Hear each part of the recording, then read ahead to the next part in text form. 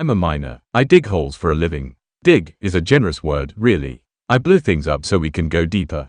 Drill, charge, blast, then bog it out. Then repeat. It's loud, dirty, and dangerous. But it's honest work, and there's a rhythm to it, one that makes sense.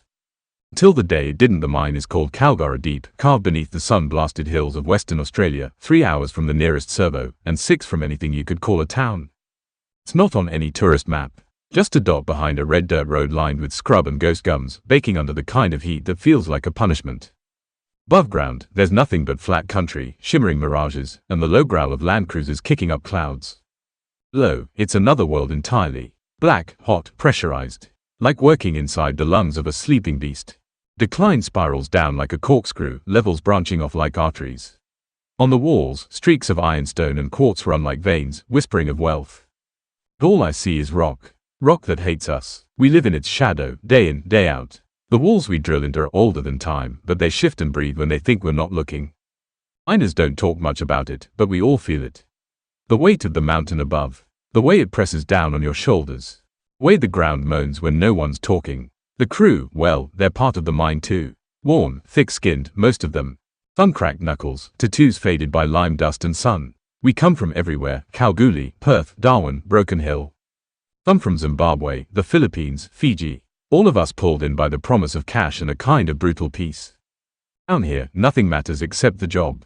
It's simple, honest, it's the deep. It started like any other swing. 7 on, 7 off, 12 hours at a time. I'd had my coffee on the bus in, made the usual groggy jokes with the crew, and geared up for the pre-start. Another day, another meter into the rock. No shortcuts, no shit. This wasn't my first rodeo. I've been charging faces for over a decade. Get a feel for the place after that long. The way the ground breathes, the way it creaks and pops when it's restless. That morning felt normal, almost too normal. The kind of quiet you don't notice until later, when you're trying to remember what warning signs you missed. Headings were deep, past 1,000 meters. Hot, humid, still. My offsider, Davey, had cracked a joke about the air being thick enough to drink. We were loading up the cut at the end of the 5,065 decline, getting ready for the next blast. The drillers had done a clean job. I was priming the holes while Davey stood back, leaning against the wall and fanning himself with his helmet like an idiot. "You reckon if we keep going down, we'll pop out in China?" Davey asked, grinning through the dust. He slid a booster into place and didn't look up. "We'll hit hell first." He flicked a bit of rock off his glove and leaned back against the wall. "You ever think we're not meant to be down here?" I glanced over. "What, spiritually?" "Nah," he said. "Biologically. Evolution and all that. We've got fur, lungs, daylight eyes. We're built for the surface." I wiped sweat from my eyes and smiled. "Speak for yourself. I reckon we're cockroaches. We'll outlast everything." He let out a short laugh, and I joined him. It wasn't really a joke, but sometimes down here, you laugh to keep your hands steady. By mid-shift, I was heading back to the charge-up U to grab more leads when I felt it. Ground didn't rumble. It lurched, like something beneath us had rolled over in its sleep. My knees buckled and I hit the wall, arms outstretched. Dust dropped from the backs and ribs like flour off a sieve. The lights flickered once, then held steady. The hum of the vent fans dipped in pitch for a second, like they were choking. Davey radioed me immediately. "What the hell was that? You feel that?" I did. And I didn't answer right away because I was waiting, listening for the aftershock. You get little shifts underground all the time. Some you feel, some you don't. But this was something else. "I'm heading to the refuge chamber," I said, already turning on my heel. "Get moving. Refuge chambers are lifelines down here. Sealed, pressurized shipping containers stocked with air, water, and food. They're what you run to when everything else goes to shit." And on that day, everything was starting to smell like shit. I reached the chamber before the second shift hit. This one wasn't a lurch, it was a roar. The walls groaned like a sinking ship. Somewhere up the drive, I heard rock shearing, snapping, like bones under strain. I slammed the chamber door shut, twisted the handle, and felt the chamber pressurize around me. Safe. Or at least, that's what I told myself. I sat, waited, and in that silence, I realized something. This place, this metal box, buried a kilometer underground. It remembers things. The scratched initials on the wall. The tally marks carved into the edge of the bench. Corner where someone drew a heart and a date, M+C, 2021. All little echoes of people who've waited here before, not knowing if they'd ever see the surface again. Time does weird things in a refuge chamber. The chamber's small, maybe 4 meters across. Pale walls, a metal bench, oxygen cylinders stacked like spare coffins, a scrubber that hisses and sighs, A manual on the wall with cheerful diagrams and color-coded instructions that assume you're calm and not seconds from losing your mind. There's no natural light. The air is dry, recycled, slightly metallic. At first, I kept busy. I radioed control, checked supplies, monitored the CO2 scrubber. When I stopped moving, my thoughts started. It wasn't supposed to happen this way. I think that's when the mine became a person to me. Not just a job site, a presence, a memory keeper, a judge. It knew me. It knew the way I swore under my breath before every ignition. Knew how I sang stupid 80s songs while laying emulsion just to keep my nerves steady. It knew I'd missed my daughter's birthday last week. Knew I hadn't called my mum in over a month. Knew I was tired, so goddamn tired. I lay back against the wall and closed my eyes. Outside, the earth shifted again. A soft tremble, like a stomach rumble. The mine was hungry. I wasn't supposed to be the one stuck down here, waiting to see if the mine would collapse or hold. I was supposed to finish my shift, catch the bus back to camp, microwave some shitty pasta, and fall asleep watching old footy highlights.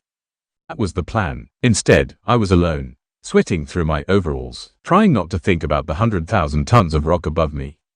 Wondering if Davy made it to another chamber. Wondering if he was dead. I started counting things. There were 7 oxygen cylinders, 14 ration packs, 3 jerry cans of water, 1 toilet bucket, no windows, no clocks, and a growing sense that time was bending in here. 10 minutes felt like an hour. An hour felt like nothing at all. The only measure was the LED panel, which blinked its green reassurance over and over. Safe, pressurized, stable. It didn't feel stable. I started talking to myself. First out loud, then inside my head. It was a trick I'd learned in my first year underground. Keep talking, keep sane. It didn't help this time. Not when the quiet was so loud it felt like it was pressing in through the walls. I laughed. Actually laughed. The kind that sounds too loud in a sealed room. Losing it already, I said out loud, just to test if I still could. My voice came back strange. Flattened. Hollow. The lights flickered again. Just once, like an eye half blinking. I pressed my back harder to the cold chamber wall. Tried to focus on the things I could see. The metal, the bench, laminated evac sheet, anything solid, anything real. But the mine, it had other plans. A vibration ran up the soles of my boots. Subtle, musical, almost, like a low note struck on a cello. Then another, louder, closer. I felt it not in my ears, but in my ribs. Like it was playing me. I stood, heart hammering, trying to guess if it was another tremor.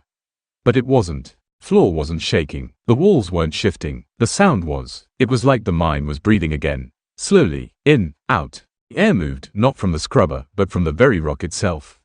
A warm current, like an exhale from deep within the stone.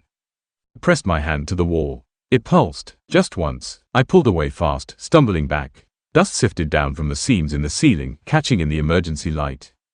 That's when I heard the tap. Just once. Sharp, deliberate. It came from the outer wall, right by the air vent. I froze. Another tap. Closer. I moved to the door, pressed my ear against the seam. Nothing. Then, tap tap tap. 3, in rhythm. Like knuckles on metal. I grabbed the radio. Is anyone outside? This is chamber 5. Hello. Nothing but static. Tapping stopped. I stared at the door for a long time. Too long. Long enough that the silence afterward felt like mockery. Like the rock was laughing at me. I didn't sleep. Couldn't. The taps didn't come back, but the idea of them did. Echoed around my head like ghosts of sound. Maybe it was the air getting to me. Maybe someone else was outside, trapped, lost, dying. Maybe I was the one who didn't make it out, and this was what the afterlife looked like: metal walls, stale oxygen, and the creeping certainty that none of it mattered. I don't know how long it had been, but suddenly I heard it again. The tapping, but this time it was different. It was faster, aggressive. The light changed. Tap tap tap. And then I heard footsteps. Not boots on metal, bare feet on stone. Deliberate, slow, coming from inside the mine. From the sealed corridor beyond where the door stood firm. That was when I stopped thinking like a miner. Stopped thinking like a man. Started thinking like part of the place. Like a cell in a body that had decided to grow around me. Like a cockroach. The footsteps stopped just outside where the door should be. Silence. Then, tap tap tap. Voice, low and calm, that didn't echo but landed directly in my chest. You came too deep. I backed away, heart clawing at my ribs. Who's there? I asked, though I didn't want an answer. You don't remember, it said. But the mind does. Remembers everything you bury. Tap tap tap. I blinked. Rubbed my eyes. When I opened them again, the door was gone. Not blown open, not caved in, just gone. Replaced by a solid, seamless rock wall. No seam, no handle, no escape. Tap tap tap.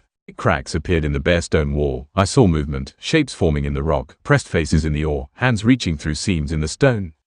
It weren't ghosts, exactly. More like fossils trying to come back. One of them looked like Davy. One looked like my father. One looked like me. The mine was showing me things. All the things I'd buried. Arguments. Accidents. At one time I skipped checking the heading bolts to catch Smoko early. The lie I told to keep the bonus. Way I joked when that kid got airlifted out after the charge misfire. My regrets were etched in these walls. Preserved in strata like core samples. And the mine was reading them. The voice came again. Do you want out? I didn't answer. Dig. I don't know how long I was down there before the rescue crew arrived. Could have been 5 hours. Could have been 20. When the chamber door finally opened, the light from their helmets was blinding. It told me I was lucky. Said the geo event collapsed the main haulage drive. Some didn't make it to chambers in time. I asked about Davy when I reached the surface. They found his helmet. Nothing else. Like the mine swallowed him whole. Management called it a displacement event, said he was likely buried beneath 20 meters of rock. No chance of recovery. I didn't argue, just nodded. They didn't mention the tapping. Neither did I. I'm back on shift now. Few weeks later, same cycle, same crew, short a few names. But sometimes, when I'm loading charges alone, I catch myself listening to the silence again. Just in case it taps back. Thank you for staying with us. Subscribe and click the bell icon to get all the new story.